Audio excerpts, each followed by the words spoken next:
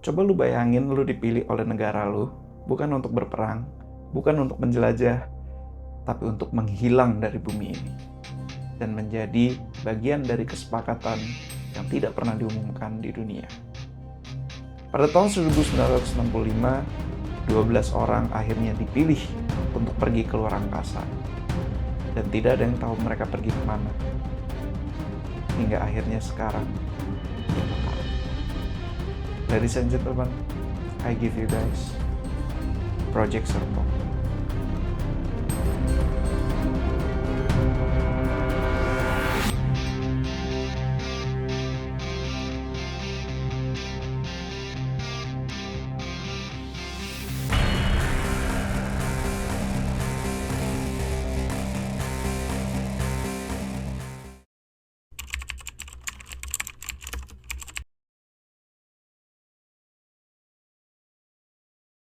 Pada tahun 2002, sebuah file bocor di forum konspirasi. Dan file itu berjudul serpo_final.exe. File ini berisikan tentang detail daripada sebuah misi rahasia, yaitu Project Serpo. Project Serpo ini bermula pada tanggal 7 Juli 1947, yang dimana para alien conspiracy lover itu pasti tahu kalau ini adalah tanggal di mana terjadinya insiden Roswell. Pada malam itu ditemukan pesawat UFO jatuh di dataran tandus Roswell, New Mexico. Adalah seorang petani bernama Mark Brazel yang menemukan puing-puing tersebut. Tidak lama kemudian, berita tersebut tercium oleh awak media. Mereka kemudian datang ke sana, melakukan sesi dokumentasi, dan berita pun keluar bahwa UFO ditemukan. Tapi tidak lama kemudian, berita itu ditarik dan diganti bahwa ini merupakan sebuah kecelakaan dari sebuah balon cuaca. Ada yang aneh di sini. Kenapa tiba-tiba beritanya diganti? Oke, fine, beritanya diganti. Tapi ada satu yang tidak bisa diganti. Bahwa kenyataannya sudah terdengar sebelumnya. Menurut file tersebut, ada satu alien yang masih selamat di dalam pesawat piring terbang tersebut. Alien itu kemudian dibawa ke laboratorium khusus, rahasia, ya, kalian pasti sudah tahu, di Area 51. Alien tersebut kemudian ditaruh di inkubator, dan alien tersebut diberikan nama Aben, A-B-E-N. Singkatan dari extraterrestrial. Extraterrestrial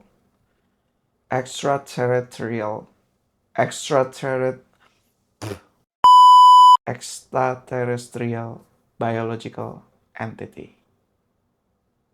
Makhluk itu mulai berbicara, tidak dengan kata-kata, tapi dengan telepati. Dia mulai memberikan sebuah gambar, sebuah peta, dan bahkan koordinat. Dan dari gambar-gambar yang dia berikan itu, terwujudlah sebuah cerita bahwa Aben sendiri ini dikirim oleh timnya dari Project Serpo. Aben berasal dari sistem bintang yang sangat jauh, Zeta Reticuli, lebih dari 39 tahun cahaya dari bumi. Planetnya disebut Serpo, dan ia tidak datang sendiri. Dia ditinggal oleh kelompoknya untuk mengamati, tapi ketika pesawatnya jatuh, kontak terputus. Kemudian Aben ini membuat sebuah alat komunikasi. Kotaknya kecil, dan kotak kecil itu akan digunakan untuk mengirim pesan kepada teman-temannya di Project Serpo. Dan pada tahun 1952, pertemuan rahasia terjadi. Aben-Aben yang lain akhirnya datang ke bumi, lalu melakukan meeting dengan Presiden Eisenhower beserta timnya. Dan pada meeting ini, akhirnya kesepakatan terjadi bahwa manusia akan mengirimkan beberapa orang untuk pergi ke Project Serpo. Dan misi ini ialah untuk belajar tentang teknologi-teknologi yang ada di sana. Durasi daripada misi ini sendiri ialah 10 tahun lamanya. Jadi manusia-manusia yang dipilih akan stay di Project Serpo, akan belajar di sana selama 10 tahun. Militer pada saat ini sudah mulai melakukan proses rekrutmen. Bukan hanya yang cerdas, tapi yang harus kuat mental juga. Kandidat-kandidat yang akan dipilih itu juga bukan kandidat sembarangan. Dari USAF, Angkatan Laut, bahkan ilmuwan-ilmuwan cerdas. Mereka dilabeli sebagai tim 734. Dan setiap tim member itu juga diberikan nama. Ada yang 434, ada yang 731, dan seterusnya. Selama 2 tahun mereka ditempa. Bukan hanya latihan fisik saja, tapi latihan isolasi total. Dan disinilah banyak sekali dari mereka semua yang gagal. Dan akhirnya terpilihlah 12 orang yang akan diberangkatkan. Please lah. Ini 12 orang buat berangkat ke planet Serpo, coy. Ke luar angkasa. Bukan spektakuler show.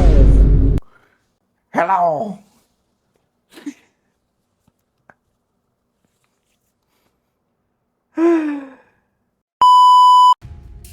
Hari keberangkatan pun tiba. Pada tahun 1965, 12 individu yang terpilih berdiri dalam sebuah formasi.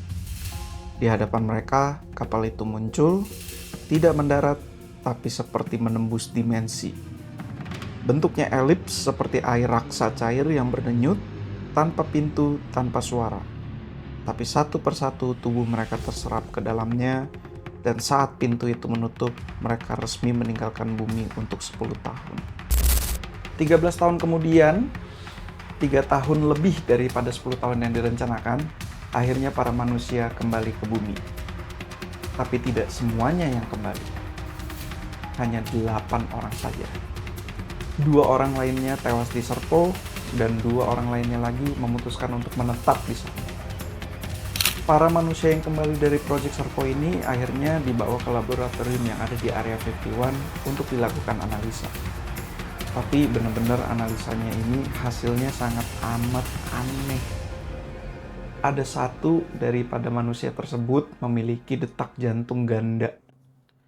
Ada satu lagi manusia yang bisa mendengarkan suara hingga level elektromagnetik. Tubuh dari 8 orang ini pun terlihat lebih tua 30 tahun.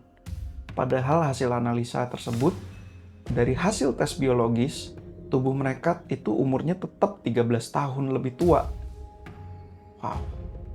Pemerintah pun datang untuk melakukan proses interogasi. Namun pada saat proses interogasi tersebut, tidak ada satupun manusia yang ingin berbicara.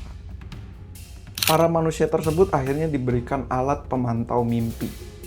Dan mimpi-mimpi mereka itu,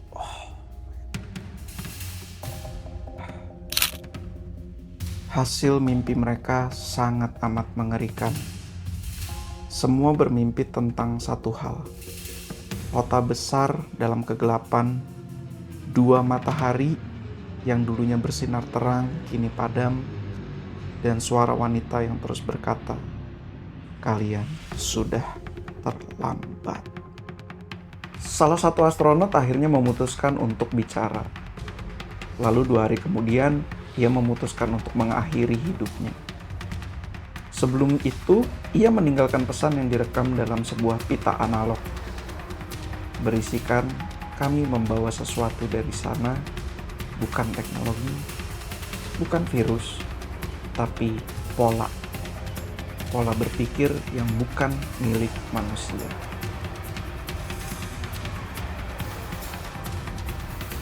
Laporan proyek Serpo dibekukan, semua informasi disegel, dan astronot yang tersisa lenyap. Beberapa dikabarkan, tapi yang lain seperti menghilang dari catatan sipil. Keluarga mereka dikabarkan menerima kompensasi dalam bentuk emas.